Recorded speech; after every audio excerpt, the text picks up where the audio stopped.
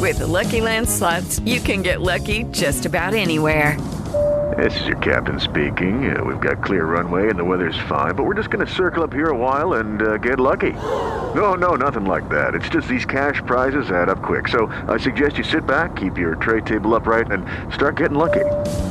Play for free at LuckyLandSlots.com. Are you feeling lucky? No purchase necessary. Void where prohibited by law. 18 plus terms and conditions apply. See website for details.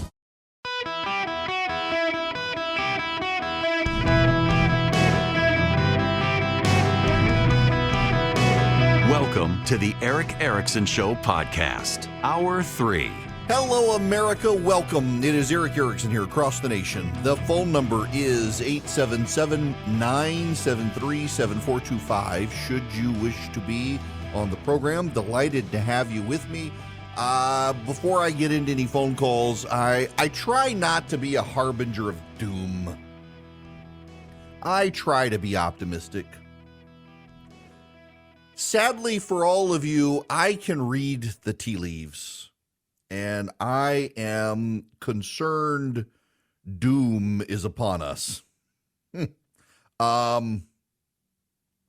are problems, and I'm not talking social currents. I'm not talking social instability.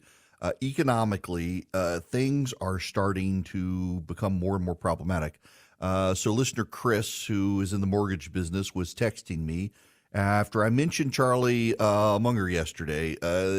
Charlie is the right-hand man to Warren Buffett. Charlie Munger is 99 years old. He and Warren Buffett started Berkshire Hathaway together.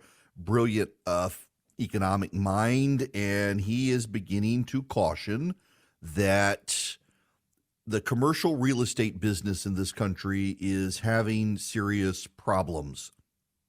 In fact, I just pulled up this Bloomberg News, and the very top block, the headline is Commercial Real Estate and Big Tech are proving to be a toxic mix. Rising interest rates and heavy debt loads are a problem for parts of the data center industry. That's true, but there's a larger problem. Let me make this relatable to most of you who live in urban, suburban areas. Maybe you commute to cities to work. A lot of your office buildings that you see out there on the horizon are empty. When COVID hit, they sent all the workers home. And in many places, the workers never went back. The result is that leases are coming up, and a lot of companies are saying, we don't need all this space now. We'll let people work from home. And as that happens, and they vacate buildings, well, those buildings are owned by businesses that have mortgages on the properties. Many of them have balloon payments, or their interest rates were variable, and the bills are coming due. That's a lot of commercial real estate probably about to send companies to bankruptcy. And that's a problem. Now, there's another problem. A lot of these businesses with a lot of commercial real estate did not go to Wells Fargo, Bank of America, JP Morgan Chase, or Citibank to get their loans. They went to regional banks. So while everyone's been focused on the First Republics and the Silicon Valleys and the Signature Banks, your regional banks that are working with commercial builders to build out commercial inventory are going to be footing the bills, holding the debt of the commercial real estate entities that no longer have the tenants to generate the revenue to pay the mortgages. So that spills over into the banks. And then you, who have your money parked at a regional bank that has trouble, well, guess what? The FDIC is going to insure you up to $250,000. Will they do to you what they did to Silicon Valley Bank? Maybe not. Do you have a Democratic donor who also happens to be a lobbyist to the Democrats? They're going to have to come to terms with this. Y'all, we got a series of cascading problems in the country. You got the commercial real estate problem post-COVID. You've got some builders who want to convert some of these empty buildings to housing. In fact, where I am here in Atlanta, a big developer, there's a lot of empty commercial real estate space in downtown Atlanta, and they want to convert them into housing. Now, in some cases, that's not possible because the buildings are old and the plumbing can't be run in a way without really gutting the buildings and rebuilding them, which would be highly expensive. You can't get a bunch of people to have apartments with toilets unless you have shared community toilets, which isn't a thing in the United States. And then there's this. New data shows that most business travelers right now make less than $50,000 a year and are under the age of 35. You're like, how's this a problem? Well,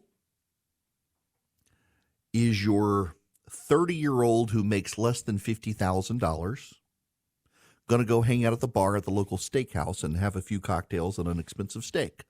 Probably not. 10 years ago, the guy who was traveling for business made $100,000, was in his 40s, and liked a good glass of wine or bourbon and a steak before they went to bed while they were on a business trip. Your 30-year-old making less than 50 doesn't do that. So it has a spillover effect into the restaurant economy in the downtown and midtown areas where businesses are. On top of that, we've got what looks to be a big stock market correction starting to come. There's still a whole lot of room for the stock market to fall. And there have been recurring patterns in the stock market where it reaches certain points that indicate the market is going to go down significantly, and it looks like that is upon us. On top of that, price of a barrel of crude oil is down 4.9% to $71.95 a barrel, but Saudi Arabia has continued to say it's going to make cutbacks. Now, you should know the price of a barrel of oil tends to go down about now because there's a conversion to summer blends for oil. And during the time between the winter blend and the summer blend, the price of oil historically goes down and then it goes up.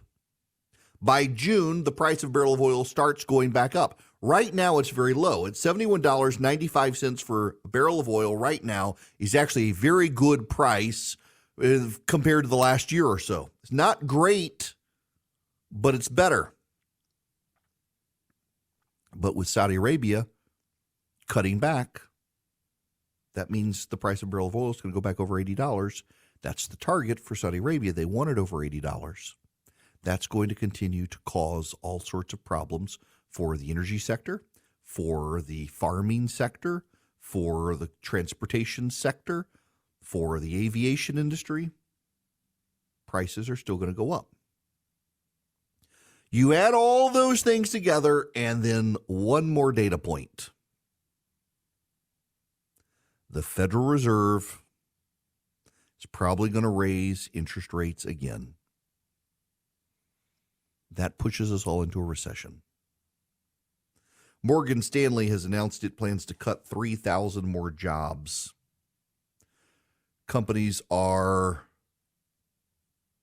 doing less deals. IBM has announced it intends to pause hiring for jobs that AI might be able to do, artificial intelligence might be able to do. U.S. job openings have fallen and layoffs have jumped. Job openings dropped a third month in a row to 9.59 million jobs open. You know, the two states with the most job openings in the country right now, I read the other day, Georgia and Florida. Layoffs have risen to the highest since 2020, led by the construction industry. The construction industry, of course, hard hit by the mortgage rate or by the interest rate increase. We've got a lot of factors that are colliding all at one time. Karine Jean-Pierre the other day said she and the White House are not worried about any more banks collapsing. And then yesterday, First Republic Bank got sold off. And now 2 more banks are collapsing. maybe not collapsing altogether, but they're having a hard time. PacWest Bank Corp and Western Alliance Bank Corp led to a big sell-off in regional lenders today. Renewed fears over the health of the financial system. Trading in both firms triggered multiple volatility halts after PacWest fell as much as 42%, Western Alliance plunged 27%. Charles Schwab, a brokerage with a banking arm that comes under pressure in the recent rout, sank 5.3%. Comerica and Zions Bancorp each fell 10%. The turmoil comes a day after J.P. Morgan Chase and Company's Jamie Dimon said the current banking crisis is nearing its end after his bank purchased First Republic, though he acknowledged it's possible for other small lenders to fail. Regional banks are down 29% already this year. Now let's recall what I said at the beginning of this hour. What do most regional banks do business in? Commercial lending. For what? For properties. What are we seeing in this country? People aren't going back to offices. Office leases are expiring. Those bills are coming due, and those offices are empty with no one to pay the rent. And with no one to pay the rent, they have no money to pay the mortgage, and the mortgage is held by what? The regional banks. Dun, dun, dun. You see where this goes. Now, here's the problem. All these things are coming to a head later this year. A recession is bearing down on us. Many industries feel like the recession has already started. I know just the advertising market now, like we're doing the sponsorships for the gathering in August. We got all the presidential candidates coming to Atlanta, have all the listeners come together in person who've gotten tickets. It's almost sold out. And we're running into trouble trying to round out the sponsors because a lot of major companies and a lot of major nonprofits and stuff that would otherwise sponsor the conference are like, we got to save our money right now. We see hard times coming. This is a big red flag across the industry, across sectors of the economy. And the president heads to re-election. And this president doesn't seem to understand how to solve these problems without a massive government intervention. If government intervenes, what's it going to do? Spend money. What's spending money going to do? Cause inflation. What's inflation going to do? Cause interest rates to go up. What interest rates going to do going up? Cause even worse economic calamity. This administration is so wedded to progressive orthodoxy in management of the economy, it is going to have this circular feedback loop that makes everything worse. We need the free marketeers at this time. In fact, we need the people who are committed to the creative destruction of the marketplace. Let the banks fail, let the businesses go under, let the creative destruction of the marketplace have entrepreneurs who are in the middle class pick the pieces up, and they become the next group of wealthy people in the country. But this administration shows no desire to allow that to happen. They would prefer to subsidize the rich who have made all the bad decisions and subsidize and keep going the zombie companies that should be allowed to go bankrupt. And that perpetuates the sad, sick cycle of government bailout and regressive economics that allow the country to stagnate. We need better economic leadership in this country. We're not going to get it from Joe Biden, unfortunately. I keep having friends tell me they realized I was right. Every time you wash sheets from Boll & Branch, they get softer and softer. They're the most luxurious sheets. The highest quality, incredible craftsmanship with just unmatched softness. 100% traceable organic cotton. It gets softer with every wash. I tell you guys that it's true. I can tell you it's a big difference, and I have bought different pairs of sheets to try to find some best. I keep coming back to my Boll & Branch sheets. They're incredible. They're buttery to the touch, super breathable. They're perfect for cooler weather and warmer weather. Why? The drape. You actually feel like you've got something of substance on you so you can snuggle in, but you don't get overwhelmingly hot during the summertime, and it's just the perfect weight under the blanket as well during the wintertime. I love Boll & Branch sheets. They're so luxurious. They're loved by 4 U.S. presidents. Got over 10,000 raving reviews. Right now, get 15% off your first order when you use promo code ERIC, E-R-I-C-K, at bollandbranch.com. That's Boll & Branch, B-O-L-L-A-N-D, branch.com. The promo code is ERIC, E-R-I-C-K. Exclusions apply. See site for details. This hour of the program brought to you by First Liberty Building and Loan. Wherever you are nationwide, you want to grow with First Liberty. See if they can help you. If you're buying a building, building a building, buying a franchise, buying out your business partners, your competitors, they might be able to give you access to capital where other lenders have failed you. FirstLibertyGA.com. Tell them Eric sent you. FirstLibertyGA.com. Waiting very patiently. On the phones is Gretchen. Welcome to the show. Gretchen, how are you? I'm doing great, Eric. I wanted to affirm what you said about sexually explicit books in school libraries. For the past 2 years, I've listened to mothers read from these books at school board meetings in my community. Most, if not all, were depictions of heterosexual, sexually explicit acts. Locally, mothers even filed and won a federal lawsuit to read from these books at school board meetings. Here's the kicker. When our local reporter was asked if excerpts read by mothers from the books would be published, the reporter said, we cannot print obscene material. It's ridiculous. Newspapers have standards, school libraries don't.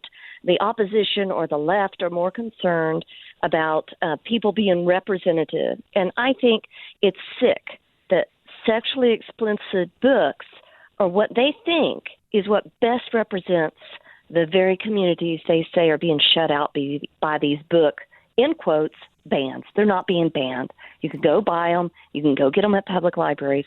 We're just saying don't put them in the school libraries.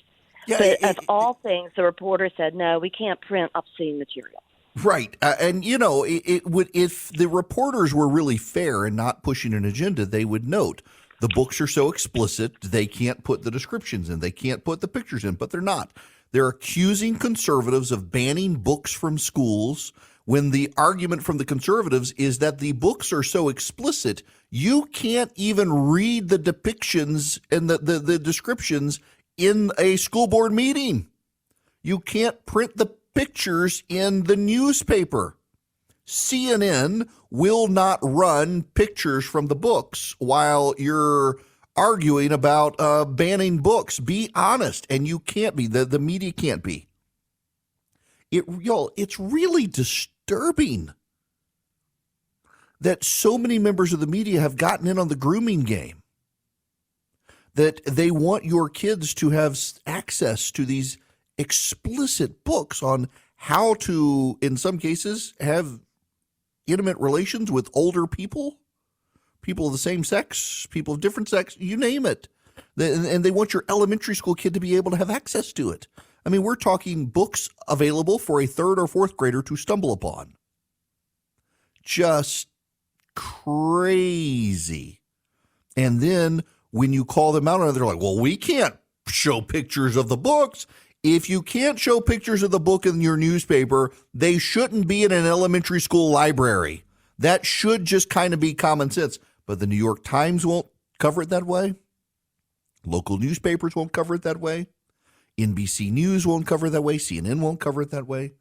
There's a level of dimension. That reminds me, this guy, somebody put this video up. Let me just play you some of this.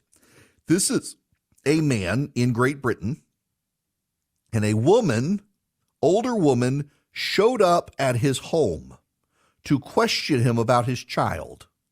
Okay, so where's the audio here? Reroute the audio. Come on here. So this guy has this woman show up at the house and question him. You've come to my house to complain about my baby wearing pink. I was just asking really why you keep putting her in pink and not other colours. Well, traditionally, girls often wear pink. Well, I think you'll find that was back in the day. I don't think it's today. I think you can wear any colour you want now. Well, no, you can. She has other clothes as well, but her favourite colour is pink. Well, I've only ever seen her in pink, and I think that's not allowing her to have freedom of what gender she wants to be. But she's a baby. She's not a baby. She's a baby. She's 2. She looks a lot older than that to me. But anyway... Well, hold on a minute. What's any of your concern? Well, it's my concern because I believe that the world has got better since we've got all this fluidity with genders and the different types of genders now. Okay. This went on for 3 minutes. Random stranger woman goes to this man's home to demand that he allow his child to wear something other than pink, as if it's her business. We have gone insane as a society humoring these crazy people. Hello there, it is Eric Erickson here. I wasn't going to continue down this rabbit hole, but I've got to because I got this video Greg Price shared on Twitter. This is before the Health and Welfare Committee of the Louisiana House of Representatives.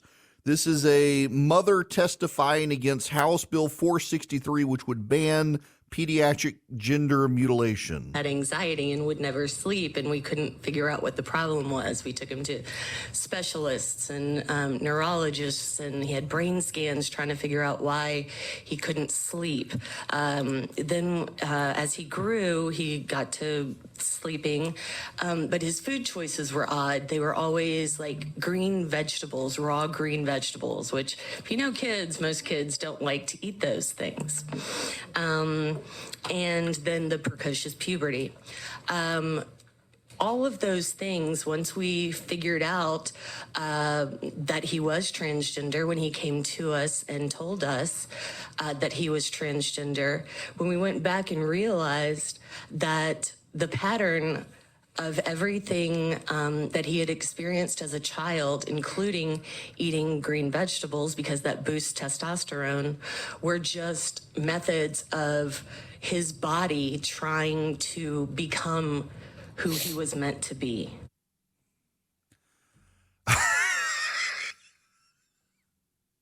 So that's why I like Brussels sprouts, because I'm a dude.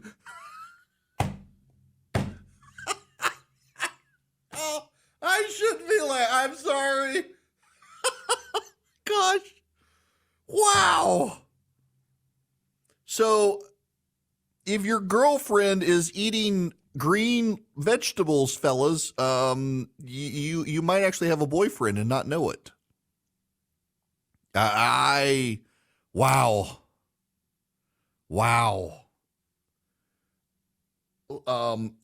Y'all,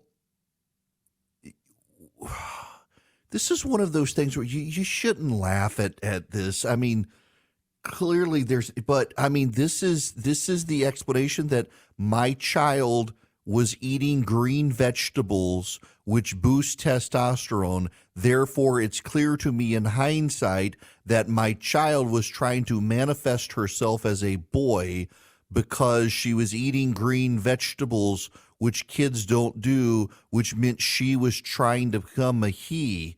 And somehow eating the vegetables made the girl a dude. At some point, I feel sorry for these people, but you also just have to laugh at the absurdity of it. You do, at some point, have to laugh at the absurdity of it.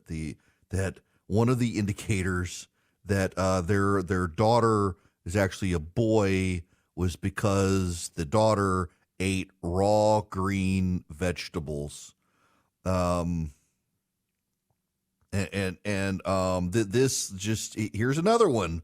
And then I was Christmas shopping for them. They were 18 months old, and I bought one of those toy tool benches, and I was making the joke that, well, when one of them comes to me and says they're a man when they're 18, I can't say I didn't see it coming, just because they kind of did draw to boy toys, and I was just making a joke.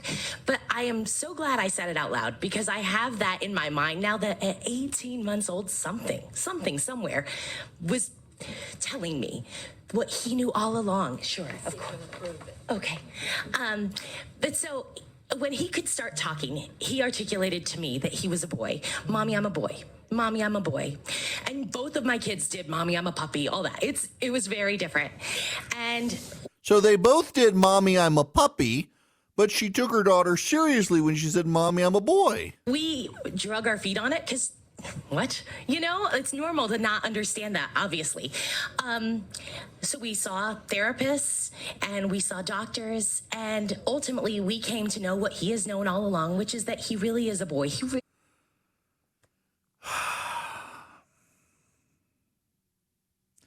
Y'all, we live in insane times, do we not? And how much of it is actually the parents, not the kids? And you don't want to be cruel. And you shouldn't be cruel. But that doesn't mean you have to give in. Because I'm pretty sure that's not right. I know there are people going through stuff, but That's just not normal. The idea that your child at 18 months old, because at 18 months old your child was playing with the boy toy you admitted you bought your child, means that your daughter was going to always manifest as a boy, or that your daughter, because she ate green vegetables, was trying to turn herself into a boy by the testosterone generation of the green vegetables. What? This is more a story about the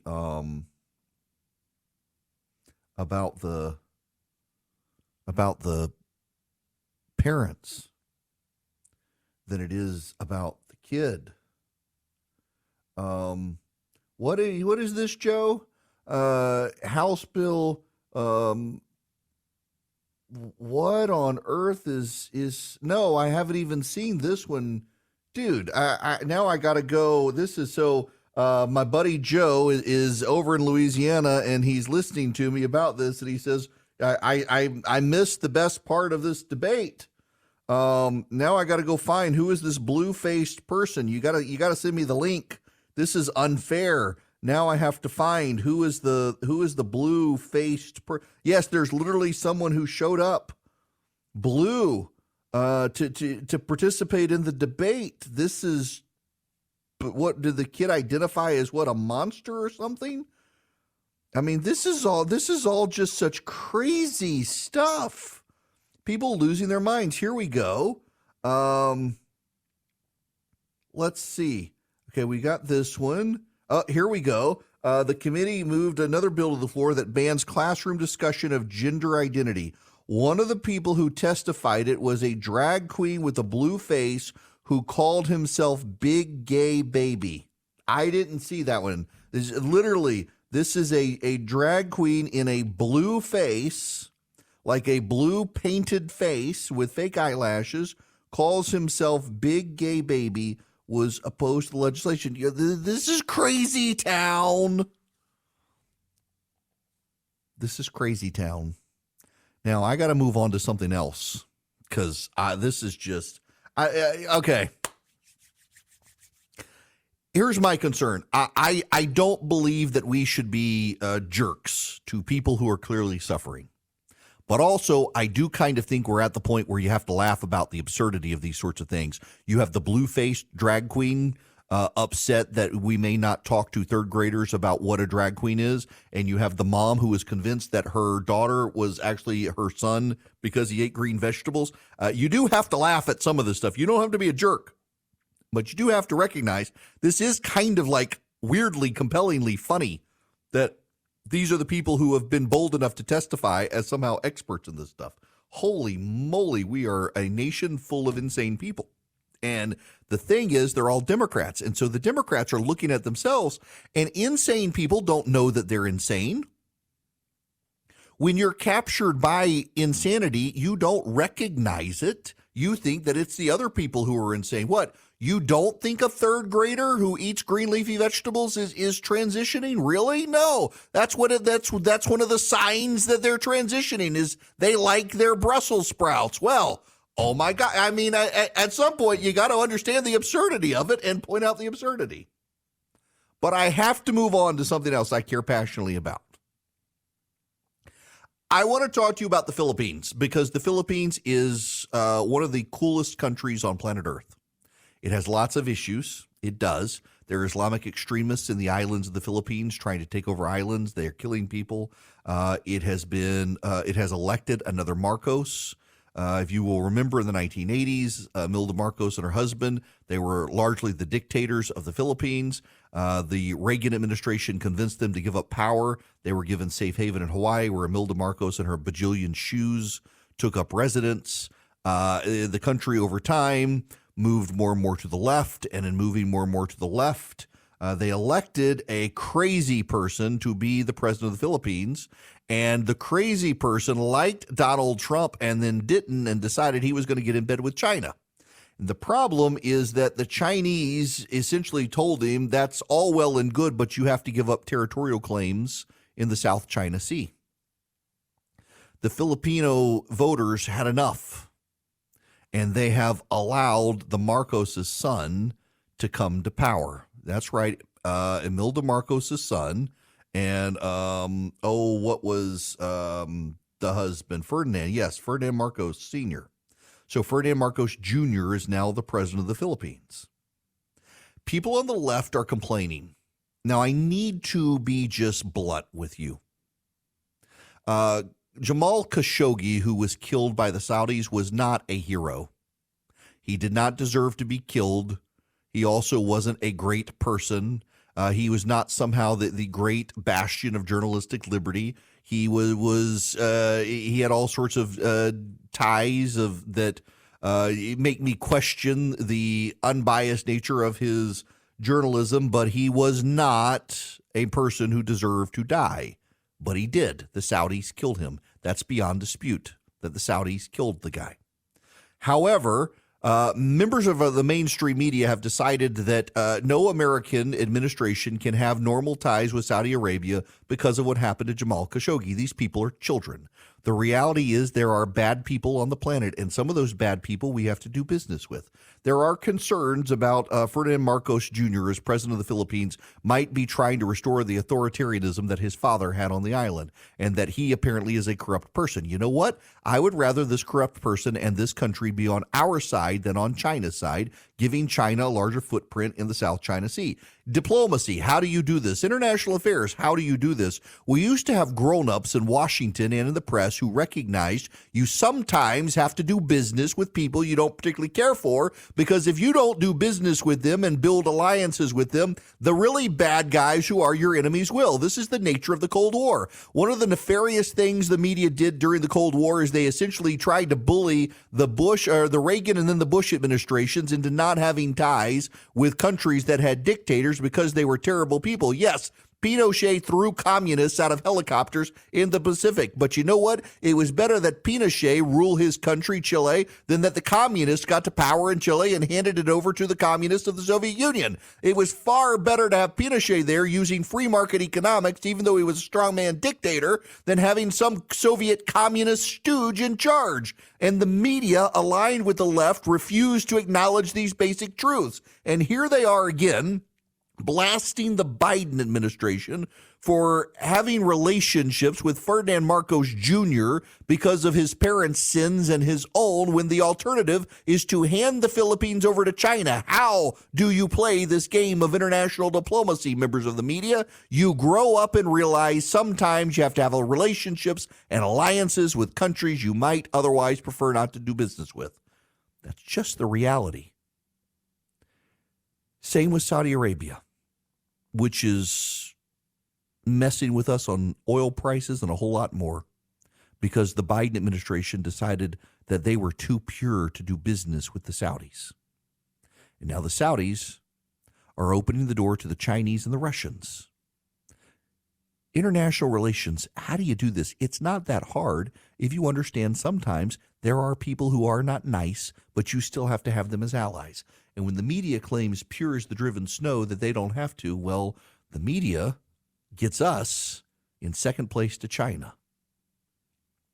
Speaking of pure as the driven snow, if you go to Eden Pure Deals, that's Eden like the Garden of Eden, pure like the driven snow, EdenPureDeals.com, and you put Eric in, E-R-I-C-K, you can get 3 Eden Pure Thunderstorms for less than $200, and you get free shipping. The Eden Pure Thunderstorm is an air purifier. It gets rid of the mildew, the mold,